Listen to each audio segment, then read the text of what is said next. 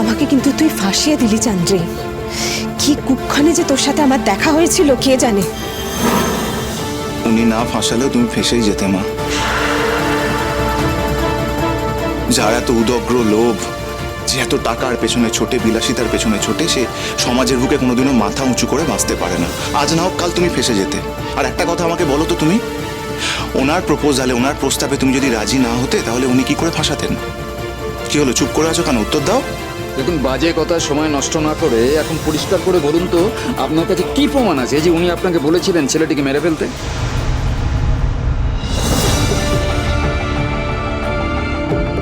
ফোনটা তো আপনাদের কাছে, আমাকে দিন, আমি খুলে দিচ্ছি। তার প্রয়োজন নেই, আমি খুলে নিচ্ছি। আচ্ছা, আপনি রেকর্ড করেছিলেন তো? আমি দেখে নিচ্ছি। আমাকে দিলে ব্যাপারটা একটু তাড়াতাড়ি হতো নাকি? একদম দেবেন না, একদম ওর হাতে দেবেন না, সব মুছে দেবে ও। হ্যাঁ স্যার, কোনো সুযোগ ওকে দেবেন না, আপনারা কোনো সুযোগ দেবেন না। কিচ্ছু করতে পারবে না। হ্যাঁ, আমি দেখে নিচ্ছি। দেখুন, আপনি কোথায় রেকর্ড করেছেন দেখান তো। এর অন্যতা হলে কিন্তু আপনাকে আমরা অন্য কেসে ফাঁসিয়ে দেবো। প্রমাণ একটা থাকে না, আরো অনেক প্রমাণ থাকে, ঠিক আছে? আমি বলছি তো আমি কিছু করিনি, আপনারা কেন বিশ্বাস করছেন না? আমাকে আপনারা প্লিজ ছেড়ে দিন। আপনারা দেখুন না যে কে আমাকে প্রভোগটা করেছিল। আপনি তো মহারানী, ছেড়ে দিলে তো আবার গিয়ে সেই সিংহাসনে বসবেন। সেটা আমি আর হতে দেব না। এবার যদি আপনাকে ছাড়া হয় তাহলে আমি বিরোধ করব, আমি প্রতিবাদ করব। হ্যাঁ মা, জীবনে অন্তত আমি একটা কাজ করতে চাই, তোমার সন্তান হওয়ার লজ্জা থেকে মুক্তি পেতে চাই। আমি জোর গলায় সমাজের বুকে বলতে চাই যে হ্যাঁ, আমার মা ভুল কাজ করেছিল, কিন্তু আমার মা একদিন ঠিকও করতে পারে। এটাই আমার চাওয়া। তার জন্য যা যা করতে হয় আমি তাই তাই করব। কিন্তু আমাদের কি হবে? হ্যাঁ, আমাদের আমাদের ছেলেটা তো মরে গেল। এই যাদের জন্য হলো, এরা এরা এদের জন্য আজ আমাদের এই অবস্থা। আমাদের কি হবে স্যার? দেখুন, আপনারা একদম ভাববেন না, আপনাদের জন্যই তো আমরা এখানে এসেছি।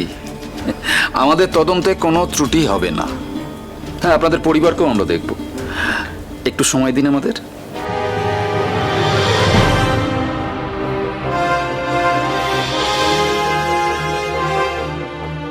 এখন সব কথার মানে যদি তোকে বোঝাতে হয়, তাহলে তো তোর সাথে আমার কথা বলাটাই মুশকিল।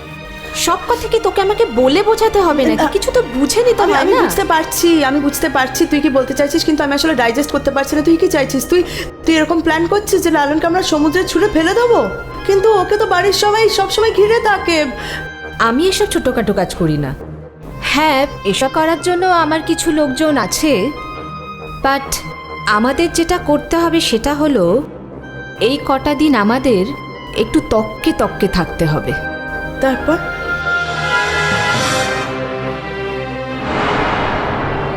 তারপর কি? তুই তো এটাই চেয়েছিলি যে এই বেঈমানদের শাস্তি হোক, তোর মেয়েও এটাই চায়।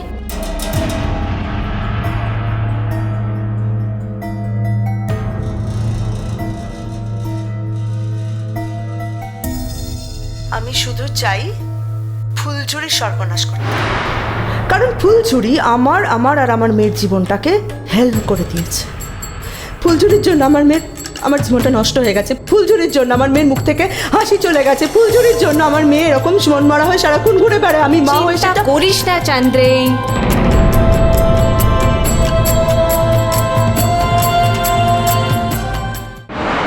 এই কেন এরকম করলে তুমি? হ্যাঁ, কেন এরকম করলে? বলছি তো আমি কিছু করিনি। কিছু করনি তুমি? করিনি। তুমি না একজন মা, তুমি না একজন মেয়ে, তুমি আমার এত বড় সর্বনাশ করলে কেন করলে বলো? কেন আমার এত বড় সর্বনাশ করলে? কিসের জন্য? কিসের জন্য আমার জীবনটা শেষ করে দিল? ঠিক আছে, দাঁড়া, আগে চুপ করে দাঁড়া। এবার বল এবার এফআইআর করে ভুল করেছিস? না, ভুল করিনি, আমি একদম ভুল করিনি।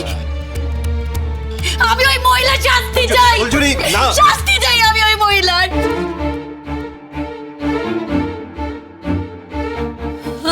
আমার স্বামীকে মেরে ফেলেছে। যতদিন না ওই মহিলা সঠিক শাস্তি পাচ্ছে ততদিন অবধি আমি শান্তি পাবো না। আমি হাত জোড় করে বলছি স্যার, দেখবেন স্যার, এই মহিলা যেন শাস্তি পায়, শাস্তি পায় যেন এই মহিলা।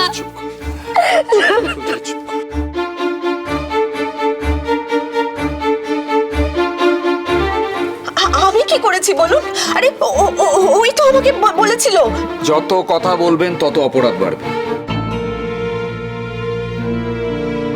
তাই শুধু শুধু বেশি কথা বলে নিজের অপরাধ আর বাড়াবেন না। আপনারা তো ধরা পড়েই গেছেন, আপনাদের তো বাঁচার আর কোনো রাস্তা নেই। তাই শুধু শুধু জল ঘোলা করার চেষ্টা করবেন না।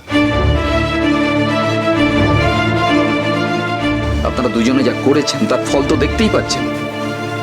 ওই যে মেয়েটি সাদা থান পরে দাঁড়িয়ে আছে, আপনারা ওর স্বামীকে কেড়েছেন, ওর স্বামীকে মেরেছেন আপনারা।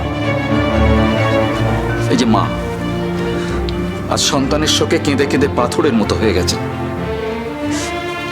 এই যে বৃদ্ধ বাবা যখন শেষ বয়সে ছেলের ওপর ভরসা করবে তখন আপনারা সেই ছেলেকে এখান থেকে সরিয়ে দিয়েছেন। ছি, আপনারা কি মানুষ? বেশ হয়েছে, বেশ হয়েছে, ভালো হয়েছে। বারবার বলেছিলাম কাকিমাটা, ভালো হয়ে যাও, ভালো হয়ে যাও, ভালো হয়ে যাও। শুনলো না তো আমার কথা। যাও এবার যাও, পুলিশ ধরে নিয়ে যাবে, জেলে ভাত খাবে, আলু মালু খাবে। আমি কিছু করে না, আমি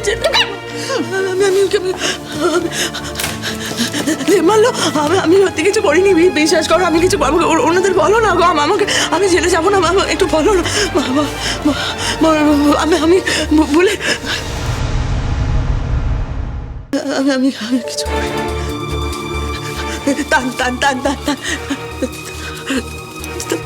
ছেলে বল, আমার ছেলে তো, তুই আমার ছেলে, তুই আমাকে বাঁচাবি তো?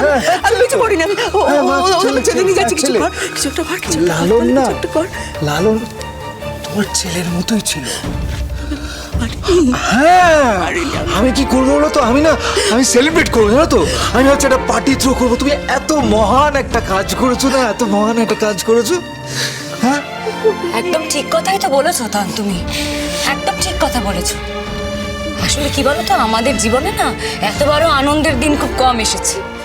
নিজের চোখে একটা এরকম মানুষ দেখতে পেলাম যে অন্য মানুষকে খুন করতে পারে, তার সঙ্গে এটাও দেখলাম যে সেই খুন করলে তার অপরাধের সাজাটা কি হয়। সেলিব্রেশন তো চাই আমাদের, 100 বার সেলিব্রেশন চাই আমাদের। আমি করিনি। Shut up! যাও চান্দ্রি, যাও। তুমি আমাদের সারা জীবন ধরে অপমান করেছো। শিব ঠাকুরের মতো তোমার বর্দা, তাকেও তুমি ছাড়োনি, তাকেও অপমান করে গেছো। আজ গোটা সমাজ তোমাকে অপমান করবে। তুমি আমাদেরকে অপমান করে জিততে চেয়েছিলে না? এবার দেখো গোটা সমাজ তোমাকে কিভাবে অপমান করে, কিভাবে তোমার গায়ে থুতু ফেলে। দেখো চান্দ্রি। আর এই যে আপনাকে বলছি, আপনিও তো একজন সন্তানের মা। কতদিন চেনেন আপনার বান্ধবীকে?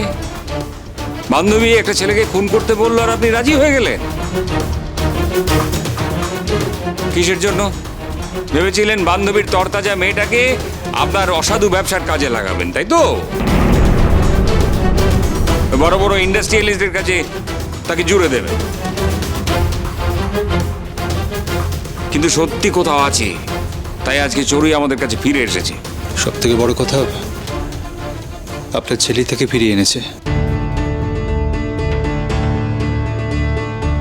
আর এইভাবেই সত্যিটা একদিন না একদিন ঠিক বেরিয়ে আসে ম্যাডাম। উচিত হচ্ছে তোমাদের দুজনের নিজেরাই আত্মসমর্পণ করে দেওয়া। তোমরা এর পরেও, এত কিছুর পরেও বাঁচতে চাইছো? এই বাঁচার কোনো মানে আছে? এই বাঁচার মানে তো মৃত্যু। আমি জানি না কি করে তোমরা এইভাবে মরে বেঁচে থাকতে চাইছো।